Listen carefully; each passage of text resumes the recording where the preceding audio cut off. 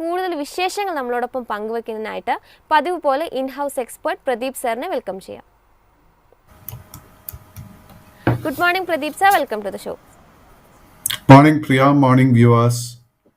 US വിപണിയെ സംബന്ധിച്ച് ഈ മിനിറ്റ്സ് റിലീസ് ചെയ്തതിനോടനുബന്ധിച്ച് US വിപണിയിൽ ഒരു ഇടിവ് നമുക്ക് കാണാൻ സാധിച്ചിരുന്നു. ഡൗ ജോൺസിനെ സംബന്ധിച്ച് ഞാൻ നേരത്തെ സൂചിപ്പിച്ച പോലെ തന്നെ മെയ് മാസത്തിലെ തന്നെ ഏറ്റവും ഒരു ഇടിഞ്ഞൊരു സെഷനായിരുന്നു കഴിഞ്ഞ ഒരു ഇൻട്രാഡേയിൽ നമുക്ക് കാണാൻ സാധിച്ചിരുന്നത്. ഇന്നലത്തെ ഒരു പ്രകടനം വിലയിരുത്തുന്ന സമയത്ത് 39,559 എന്നൊരു ഇൻട്രാഡേ ലോയിലേക്ക് താഴ്ന്നൊരു സ്ഥിതിവിശേഷം നമുക്ക് കാണാൻ സാധിച്ചിരുന്നു. US വിപണിയെ സംബന്ധിച്ച് സാറിൻ്റെ ഒരു എക്സ്പെക്ടേഷൻസ് എന്താണ്? പ്രിയ, നമ്മൾ കഴിഞ്ഞ 2 സെഷൻസിൽ കണ്ടിരിക്കുന്നത് it is only profit taking. നമ്മളിത് എന്ത് കോണ്ടെക്സ്റ്റിലാണ് കണ്ടതെന്ന് വെച്ച് കഴിഞ്ഞാൽ ഡൗ ജോൺസ് ഇൻഡെക്സിന്റെ ഒരു ബോട്ടം നമുക്ക് കാണാൻ സാധിക്കുന്നത് 37,600 പോയിന്റിലായിരുന്നു. കഴിഞ്ഞ ഓൾമോസ്റ്റ് ഒരു മാസമായിട്ട് നമുക്ക് വലിയൊരു മുന്നേറ്റമായിരുന്നു നമുക്ക് ഡൗ ജോൺസിൽ കാണാൻ സാധിച്ചത്. ഇൻഫാക്ട് ഈ ആഴ്ചയുടെ തുടക്കത്തിൽ ഡൗ ജോൺസ് ഇൻഡെക്സ് 40,000 പോയിന്റ് വരെ നേട്ടം നൽകിയിരുന്നു. So this is a very natural profit taking, and എനിക്ക് തോന്നുന്നില്ല ഡൗ ജോൺസ് ഇൻഡെക്സ് 38,800 പോയിന്റിന്റെ സപ്പോർട്ട് ബ്രേക്ക് ചെയ്യുമെന്ന്. ഇൻഫാക്ട് നമ്മൾ എന്താ ചെയ്യേണ്ടതെന്ന് വെച്ച് കഴിഞ്ഞാൽ നമുക്ക് അമേരിക്കൻ മാർക്കറ്റിൽ ഇൻവെസ്റ്റ് ചെയ്യാൻ സാധിക്കുന്നുണ്ടെങ്കിൽ ഈ കറക്ഷൻ വേണം നമുക്ക് പുതിയ ലോങ് പൊസിഷൻസ് എടുക്കാനായിട്ട് ശ്രമിക്കേണ്ടത്. At the same time Nasdaq index നോക്കുമ്പോഴേക്കും ഇന്നലെ നാസ്ഡാക്ക് ഇൻഡെക്സ് പുതിയൊരു record all time high level എത്തിയിരുന്നു. Nasdaq index is also due for profit taking. American technology സ്റ്റോക്സിൽ ഈ ലെവൽസിൽ പുതിയ ലോങ് പൊസിഷൻസ് എടുക്കാൻ ശ്രമിക്കരുത്. ആൻഡ് ഈ കറക്ഷൻ നടക്കുന്ന സമയത്ത് നമ്മൾ ഏറ്റവും മുഖ്യമായിട്ട് ശ്രദ്ധിച്ചിരിക്കേണ്ട 2 സപ്പോർട്ട് ഏരിയ 18,200, അതിനെ തുടർന്ന് 18,100. നാസ്ഡാക്ക് ലിസ്റ്റഡ് സ്റ്റോക്സ് നോക്കുമ്പോഴേക്കും ടെസ്ലയുടെ കേസിൽ നമുക്ക് നല്ലൊരു ബുള്ളിഷ് സെറ്റപ്പ് ഫോം ചെയ്യുന്നത് കാണാൻ സാധിക്കുന്നുണ്ട്. വളരെ ലോ റിസ്ക് ആയിട്ട് ഒരു ബൈങ് അവസരമാണ് കാണുന്നത്. ടെസ്ലയുടെ കേസ് എടുക്കുമ്പോഴേക്കും കഴിഞ്ഞൊരു 5-10-15 മാസത്തിനിടെ $420 നിന്ന് $140 വരെയായിരുന്നു ടെസ്ലയുടെ സ്റ്റോക്സിൽ ഇടിവ് നമുക്ക് കാണാൻ സാധിച്ചത്. ആൻഡ് അറ്റ് കറന്റ് ലെവൽസ് ഒരു നല്ല ലോ റിസ്ക് ബുള്ളിഷ് സെറ്റപ്പാണ് ടെസ്ലയിൽ ഫോം ചെയ്തു വരുന്നത്. അതോടൊപ്പം തന്നെ കമ്മോഡിറ്റി മാർക്കറ്റ്സിലെ പ്രകടനം വിലയിരുത്തുന്ന സമയത്ത് ക്രൂഡിനെ സംബന്ധിച്ച് തുടർച്ചയായിട്ടുള്ള 4ാം സെഷനിലും ഒരു ഇടിവിലേക്ക് പോകുന്ന ഒരു സ്ഥിതിവിശേഷം നമുക്ക് കാണാൻ സാധിച്ചിരുന്നു. ബ്രെന്റ് ക്രൂഡ് ഇപ്പോൾ ഡെറിവേറ്റീവ് മാർക്കറ്റിൽ വ്യാപാരം ചെയ്ത് നോക്കുകയാണെങ്കിൽ 0.51% ഒരു നഷ്ടത്തിൽ ബാരലിന് 81.48 എന്ന റേഞ്ചിലാണ് മുന്നോട്ട് പോകുന്നത്. ക്രൂഡിനെ സംബന്ധിച്ച് ഇനി വാച്ച് ചെയ്യേണ്ട ലെവലുകൾ ഏതൊക്കെയാണ്? ക്രൂഡിന്റെ കേസിൽ $81 is A major resistance area. So ആ ഒരു റെസിസ്റ്റൻസ് കഴിഞ്ഞ 4 സെഷൻസിൽ ക്രൂഡിന് ബ്രേക്ക് ചെയ്യാൻ സാധിക്കാതെ ഇരിക്കുന്നത്. ക്രൂഡിന്റെ കേസിൽ ഏറ്റവും ഇമ്പോർട്ടൻ്റ് ആയിട്ട് നമ്മൾ ശ്രദ്ധിക്കുന്നത് ഇപ്പോൾ $77 സപ്പോർട്ടാണ്. $77 സപ്പോർട്ട് ഇന്നല്ലെങ്കിൽ നാളത്തെ ട്രേഡിംഗ് സെഷനിൽ ബ്രേക്ക് ചെയ്യപ്പെട്ടാൽ നമുക്ക് ക്രൂഡിന്റെ കേസിൽ ഒരു കനത്ത സെല്ലിംഗ് വേണ്ടി പ്രിപ്പയർഡ് ആകാം. ഗോൾഡിന്റെ കാര്യം നോക്കുകയാണെങ്കിൽ ഇപ്പോൾ ട്രൈ ഔൺസിന് 2,371 എന്ന റേഞ്ചിലാണ് ഗോൾഡ് മുന്നോട്ട് പോകുന്നത്. ഗോൾഡിനെ സംബന്ധിച്ച് സാറിന്റെ ഒരു എക്സ്പെക്ടേഷൻ എന്താണ്? സോ സ്വർണത്തിന്റെ undertone continues to be bullish. But സ്വർണത്തിന്റെ കേസ് നോക്കുമ്പോഴേക്കും ഏപ്രിൽ മാസത്തിലായിരുന്നു സ്വർണത്തിന്റെ ഓൾ ടൈം ഹൈ $2,448. അതേ ലെവലിലോട്ട് 3 സെഷൻസ് മുൻപ് സ്വർണത്തിന്റെ വില കുതിച്ചു കയറിയിരുന്നു. അതിനെ തുടർന്ന് ഒരു നേരിയ പ്രോഫിറ്റ് ടേക്കിംഗ് കാണാൻ സാധിക്കുന്നുണ്ട്. നമ്മുടെ കൈവശം ഓൾറെഡി ലോങ് പൊസിഷൻ ഉണ്ടെങ്കിൽ നമ്മൾ $2,320 സ്റ്റോപ്പ് ലോസ് മെയിൻറ്റെയിൻ ചെയ്യണം. കറന്റ് ലെവൽസിൽ പുതിയ ലോങ് പൊസിഷൻസ് അഡ്വൈസ് ചെയ്യുന്നില്ല. ആഭ്യന്തര വിപണിയിലേക്ക് നോക്കുന്ന സമയത്ത് നിഫ്റ്റി സംബന്ധിച്ച് കഴിഞ്ഞ സെഷനിൽ 22,600 എന്നൊരു ലെവൽ മറികടക്കാൻ വേണ്ടിയിട്ട് സാധിച്ചിട്ടുണ്ടായിരുന്നു. ഇൻട്രാഡേയിൽ 22,629 എന്നൊരു ഇൻട്രാഡേ ഹൈയിലേക്ക് ഉയരാൻ വേണ്ടിയിട്ട് നിഫ്റ്റിയെ സംബന്ധിച്ച് സാധിച്ചിട്ടുണ്ടായിരുന്നു. തുടർന്ന് 22,597 എന്നൊരു റേഞ്ചിൽ ഒരു പോസിറ്റീവ് നോട്ടിൽ തന്നെയായിരുന്നു വ്യാപാരം അവസാനിപ്പിച്ചത്.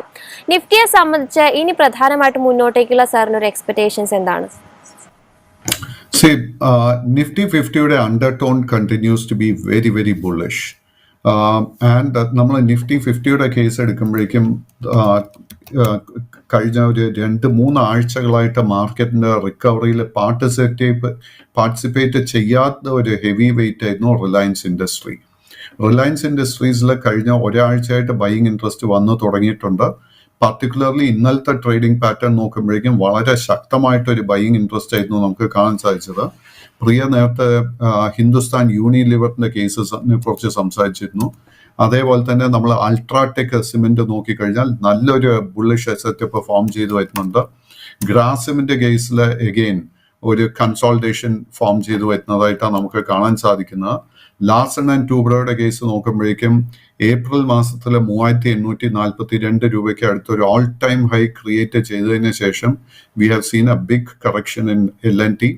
സോ ഞാൻ ഈ സ്റ്റോക്സ് ഒക്കെ സൂചിപ്പിച്ചത് എന്തിനാന്ന് വെച്ച് കഴിഞ്ഞാൽ ഈ സ്റ്റോക്സിനൊക്കെ തന്നെ ഇൻഡെക്സിൽ നല്ല വെയിറ്റേജ് ഉള്ള ഷെയർസാണ്.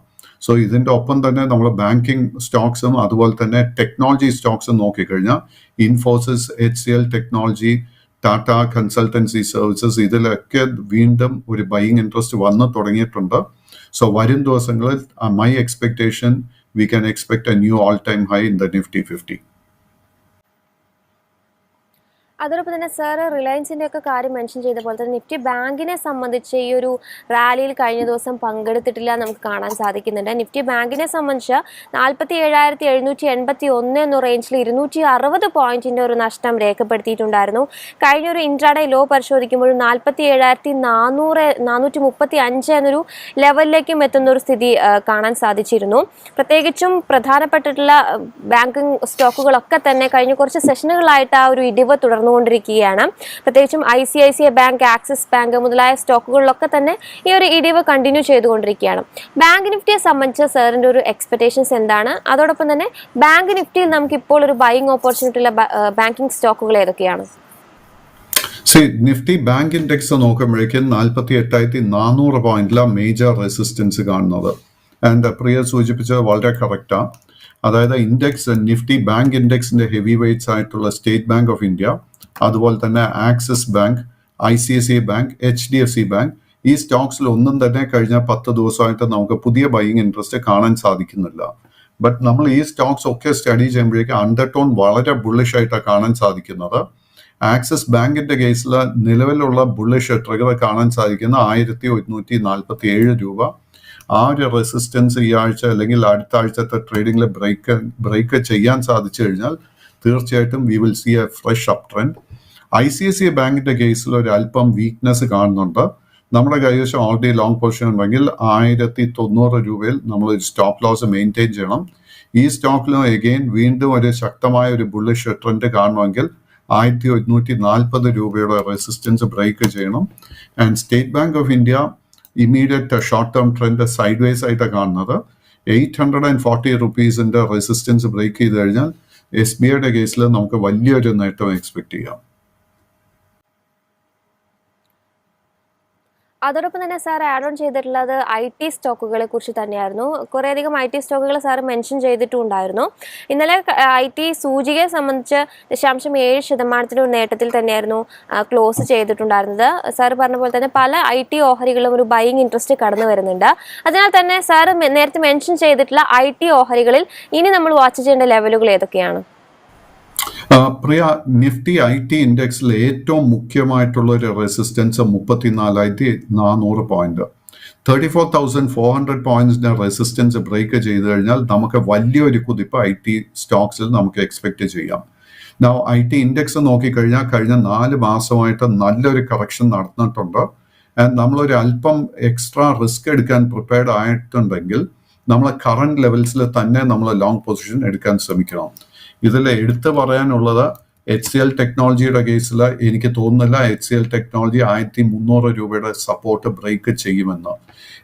HCL ടെക്നോളജിയുടെ കേസിൽ അടുത്ത മേജർ റെസിസ്റ്റൻസ് 1420, അതിനെ തുടർന്ന് 1460. TCSന്റെ കേസ് എടുക്കുമ്പോഴേക്കും TCSന്റെ കേസിൽ മേജർ സപ്പോർട്ട് 3740 രൂപ. എനിക്ക് തോന്നുന്നില്ല ആ ഒരു സപ്പോർട്ട് ബ്രേക്ക് ചെയ്യപ്പെടുമെന്ന്. ബട്ട് മേജർ റെസിസ്റ്റൻസ് 3960 രൂപ. ഇൻഫോസിസിന്റെ കേസ് എടുക്കുമ്പോഴേക്കും ഇൻഫോസിസിൽ ഈ പറഞ്ഞ 3 സ്റ്റോക്സിൽ ഏറ്റവും നല്ലൊരു ബുള്ളിഷ് സെറ്റപ്പ് കാണാൻ സാധിക്കുന്നത് it is in the case of Infosys. And ഇന്നല്ലെങ്കിൽ നാളത്തെ സെഷനിൽ തന്നെ നമുക്കൊരു ബ്രേക്ക് ഔട്ട് എക്സ്പെക്ട് ചെയ്യാം. ബ്രേക്ക് ഔട്ട് ട്രിഗർ കാണാൻ സാധിക്കുന്ന 1465 രൂപ. ആ ഒരു റെസിസ്റ്റൻസ് ബ്രേക്ക് ചെയ്ത് കഴിഞ്ഞാൽ അടുത്ത മേജർ റെസിസ്റ്റൻസ് 1550 രൂപയിലായിരിക്കും. അതിൻ്റെ ഒപ്പം തന്നെ വേറെ ചില IT സ്റ്റോക്സിൽ LTI മൈൻഡ് ട്രീയിൽ വലിയൊരു കറക്ഷൻ ആയിരുന്നു കഴിഞ്ഞ 4-5 മാസത്തിനിടെ നമ്മൾ കണ്ടത്. Down side risk is very very low. 4,840 rupees immediate resistance. My expectation ആ റെസിസ്റ്റൻസ് ബ്രേക്ക് ചെയ്യും. ആ ലെവലിൽ നിന്നും നമുക്ക് ഓൾമോസ്റ്റ് ഒരു 600 rupees നേട്ടം എക്സ്പെക്ട് ചെയ്യാം. LT ടെക്നോളജി സർവീസസ് നോക്കിക്കഴിഞ്ഞാൽ again down side risk is very very low. സ്റ്റോക്കിന്റെ കറന്റ് ലെവൽസ് അറൌണ്ട് 4,600 രൂപ. ഇവിടെ നിന്നും വീണ്ടും 500 മുതൽ 600 രൂപയുടെ നേട്ടം നമുക്ക് എക്സ്പെക്ട് ചെയ്യാം. അതോടൊപ്പം തന്നെ സാർ, ഇന്നത്തെ വിപണിയിൽ നമുക്ക് ബൈയിങ് ഓപ്പർച്യൂണിറ്റി ഉള്ള സാർ ഫോക്കസ് ചെയ്യുന്ന മറ്റ് സ്റ്റോക്കുകൾ ഏതെങ്കിലും ഉണ്ടോ? നാച്ചുറലി ഒരു സ്പെക്കുലേറ്റീവ് ബെൻഡ് ട്രേഡിംഗ് പെർസ്പെക്റ്റീവിൽ നിന്നും നോക്കുമ്പോഴേക്കും naturally I am very much focused on Adani Group shares. So Adani Group shares I see a lot of nice bullish setups. അത് ഏത് അഡാനി സ്റ്റോക്ക് എടുത്തു കഴിഞ്ഞാലും കാണാൻ സാധിക്കുന്നുണ്ട്. അതിൽ അഡാനി പോർട്ട് മാത്രം ഒത്തിരി കുതിച്ച് കയറിപ്പോയി. സോ അതിൽ മാത്രം പുതിയൊരു ലോങ് പൊസിഷൻ എടുക്കാൻ ശ്രമിക്കുന്നില്ല. മറ്റൊരു സ്റ്റോക്ക് ഇന്നത്തെ ട്രേഡിങ്ങിൽ എൻ്റെ ശ്രദ്ധയിലോട്ട് വന്നിരിക്കുന്നത് it Sadhana nitro. Sadhana nitro അടുത്ത കാലത്തായിരുന്നു ലിസ്റ്റ് ചെയ്യപ്പെട്ടത്. അതിൻ്റെ ഒരു ബുള്ളിഷ് ട്രിഗർ കാണാൻ സാധിക്കുന്നത് 70 രൂപയില. ആൻഡ് സ്മോൾ ഫൈനാൻസ് ബാങ്ക്സ് നോക്കിക്കഴിഞ്ഞാൽ capital small finance bank and ജന സ്മോൾ ഫൈനാൻസ് ബാങ്ക്, ഈ 2 സ്റ്റോക്കിലും നമ്മൾ ശ്രദ്ധിച്ചിരിക്കണം. ബിക്കോസ് മൈ എക്സ്പെക്ടേഷൻ ഈ 2 സ്റ്റോക്കിലും നമുക്കൊരു ബൈയിങ് സാധ്യത കാണുന്നുണ്ട്. നിഫ്റ്റി 50 ഉൾപ്പെടുന്ന സൺഫാർമയുമായി ബന്ധപ്പെട്ട 4ാം പാദ ഫലങ്ങളൊക്കെ തന്നെ കഴിഞ്ഞ ദിവസങ്ങളിൽ വന്നിട്ടുണ്ടായിരുന്നു. സൺഫാർമയുടെ റിസൾട്ട് നമ്മൾ നോക്കുകയാണെങ്കിൽ 34% ഒരു വർധനവ് ഈ ഒരു കമ്പനിയുടെ പ്രോഫിറ്റിൽ രേഖപ്പെടുത്താൻ വേണ്ടിയിട്ട് സാധിച്ചിട്ടുണ്ട്. റവന്യൂ പരിശോധിക്കുമ്പോഴും 9% ഒരു മുന്നേറ്റം രേഖപ്പെടുത്തിയതായിട്ട് കാണാൻ സാധിക്കും. ഇത്തവണ 11,930 കോടി രൂപയായിട്ട് ഇത്തവണ അവരുടെ റവന്യൂ രേഖപ്പെടുത്താൻ വേണ്ടി സാധിച്ചിട്ടുണ്ട്. കമ്പനി ഒരു ഡിവിഡൻഡ് ഡിക്ലെയർ ചെയ്തിരിക്കുന്നത് ഓഹരി ഒന്നിന് 5 രൂപ നിരക്കിൽ നൽകുമെന്ന് തന്നെയാണ്. എബിഡയും നോക്കുകയാണെങ്കിൽ 8% ഒരു മുന്നേറ്റം എബിഡയിൽ രേഖപ്പെടുത്താൻ വേണ്ടിയിട്ട് സാധിച്ചിട്ടുണ്ട്. ഇത്തവണ 3000 കോടി മറികടക്കാൻ വേണ്ടിയിട്ട് എബിഡയിൽ സാധിച്ചിട്ടുണ്ട്. സൺഫാർമയെ സംബന്ധിച്ച് സാറിൻ്റെ ഒരു എക്സ്പെക്ടേഷൻസ് എന്താണ്? സൺഫാർമയുടെ റിസൾട്ടിനെ സാർ എങ്ങനെ നോക്കിക്കാണുന്നു? Sunpharma result no surprises as far as I'm concerned. But ഇതിൻ്റെ ഒരു ട്രേഡിംഗ് പാറ്റേൺ നോക്കുമ്പോഴേക്കും നമുക്ക് കാണാൻ സാധിക്കുന്നത് ഏപ്രിൽ മാസത്തിൽ ഇതിൻ്റെ ഒരു ഓൾ ടൈം ഹൈ 1,640 രൂപയിൽ നൽകിയതിനു ശേഷം ഈ സ്റ്റോക്കിലൊരു പ്രോഫിറ്റ് ടേക്കിംഗ് നടന്നു വരുന്നുണ്ട്.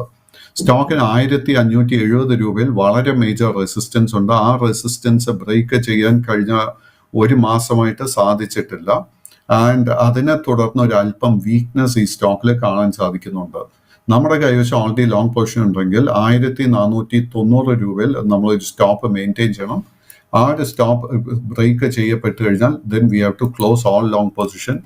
ലോ റിസ്ക് ആയിട്ട് അറ്റ് ദ മൊമെന്റ് നമുക്ക് ഒരു ബൈയിങ് അവസരം ഈ സ്റ്റോക്കിൽ കാണാൻ സാധിക്കുന്നില്ല.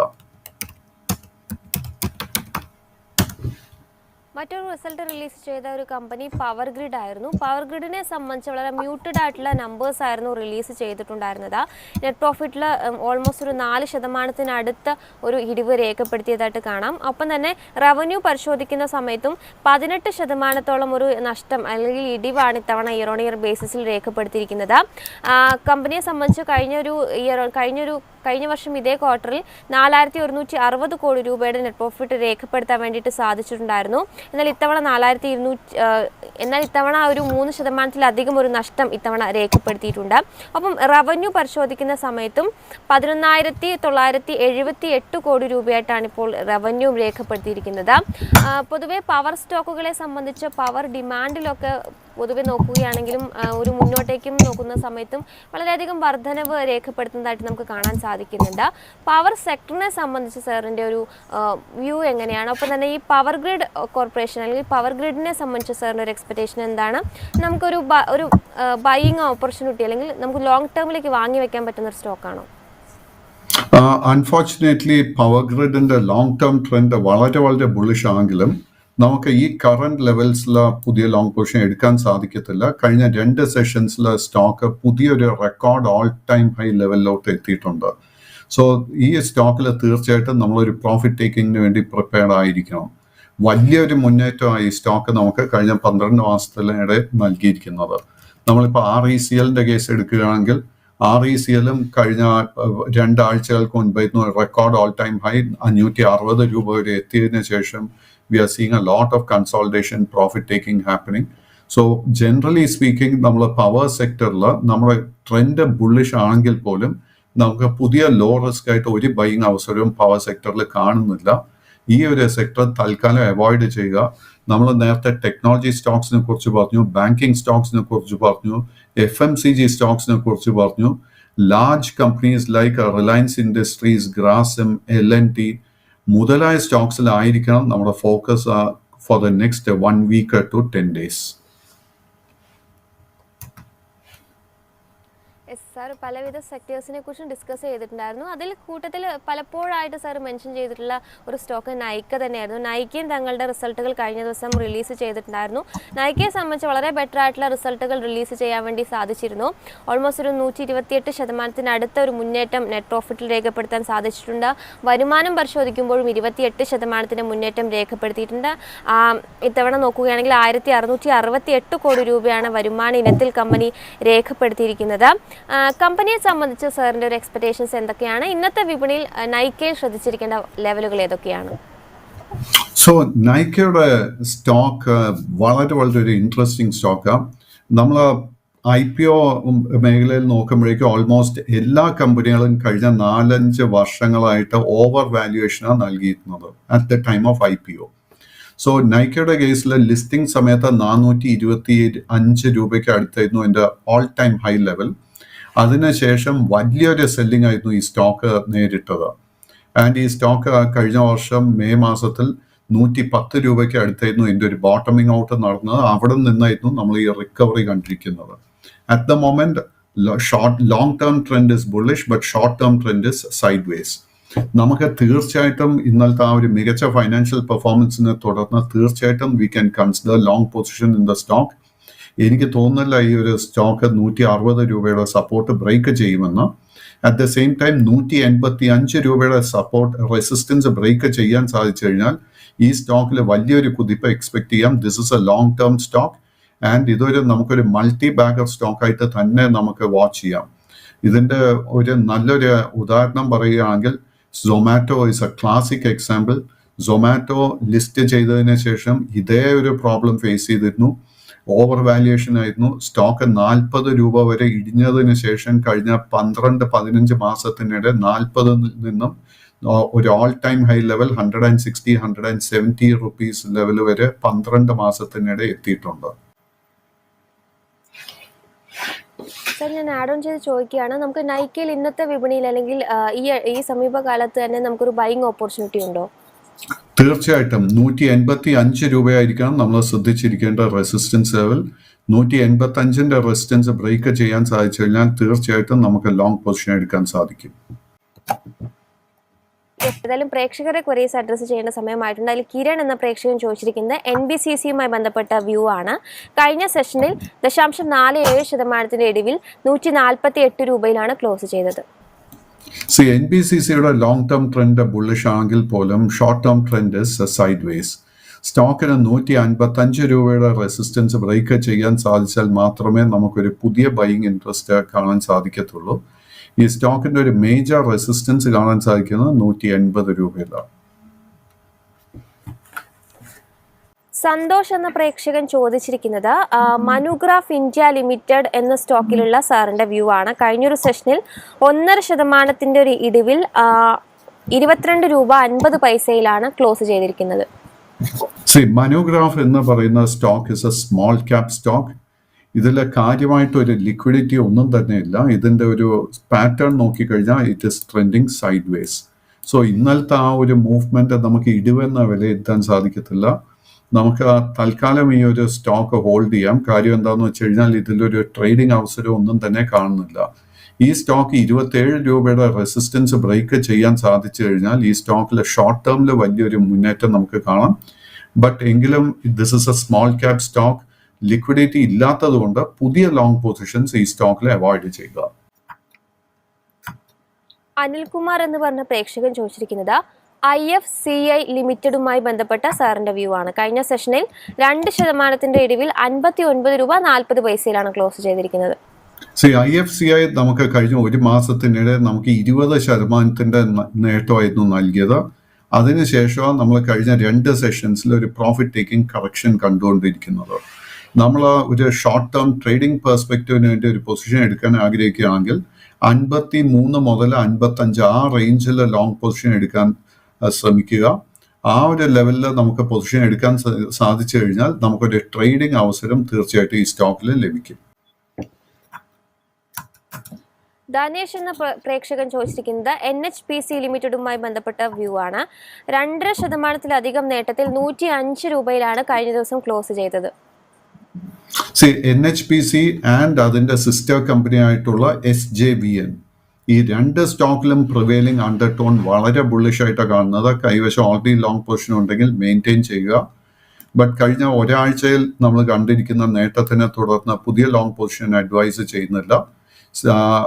NHPCയുടെ കേസിൽ 118 രൂപ will be A major resistance.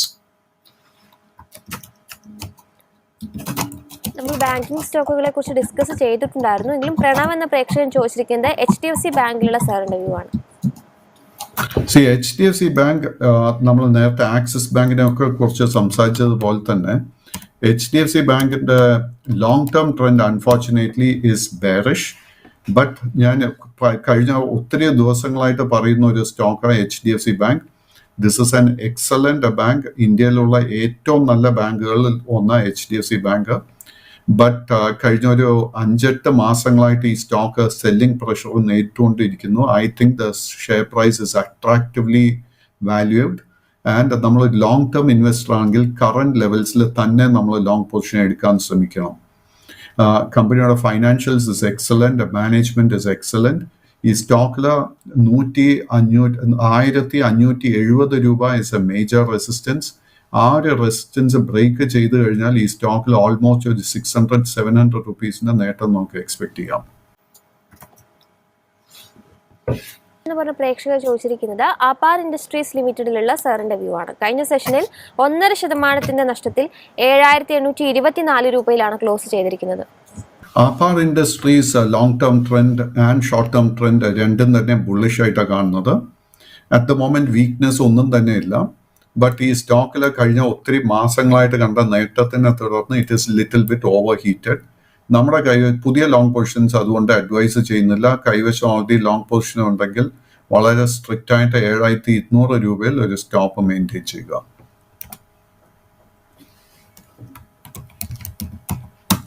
ഒരു പ്രേക്ഷകൻ ചോദിച്ചിരിക്കുന്നത് എക്സികോം ടെലിസിസ്റ്റത്തിലുള്ള സാറിൻ്റെ ഒരു വ്യൂ ആണ്. കഴിഞ്ഞ കുറച്ച് സെഷനുകളായിട്ട് ഈ ഒരു സ്റ്റോക്ക് ഇടിവിൽ തന്നെയാണ് മുന്നോട്ട് പോകുന്നത്. കഴിഞ്ഞ സെഷനിലും 274 രൂപയിലാണ് ഈ ഒരു സ്റ്റോക്ക് ക്ലോസ് ചെയ്തിരിക്കുന്നത്. ഇതിന്റെ ഒരു സ്പെല്ലിംഗ് പറയാൻ പറ്റുമോ? എക്സികോം EXICOM.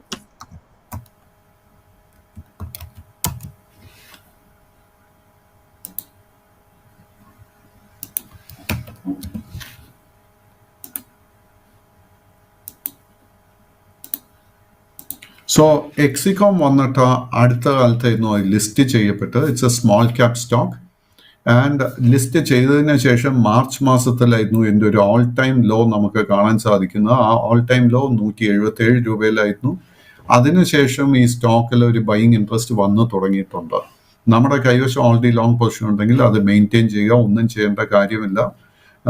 245 രൂപയിൽ മാത്രം ഒരു സ്റ്റോപ്പ് ലോസ് മെയിൻറ്റെയിൻ ചെയ്യുക. ഈ സ്റ്റോക്കിന് 290 രൂപയുടെ റെസിസ്റ്റൻസ് ബ്രേക്ക് ചെയ്യാൻ സാധിച്ചു കഴിഞ്ഞാൽ ഈ സ്റ്റോക്കിൽ ഓൾമോസ്റ്റ് ഒരു 40-50 രൂപയുടെ നേട്ടം ഷോർട്ട് ടേമിൽ തന്നെ എക്സ്പെക്ട് ചെയ്യാം. ഒരു പ്രേക്ഷകൻ ചോദിച്ചിരിക്കുന്നത് RPG ലൈഫ് സയൻസ് ലിമിറ്റഡിലുള്ള വ്യൂ ആണ്. കഴിഞ്ഞ സെഷനിൽ 1489 രൂപയിലാണ് ക്ലോസ് ചെയ്തിരിക്കുന്നത്.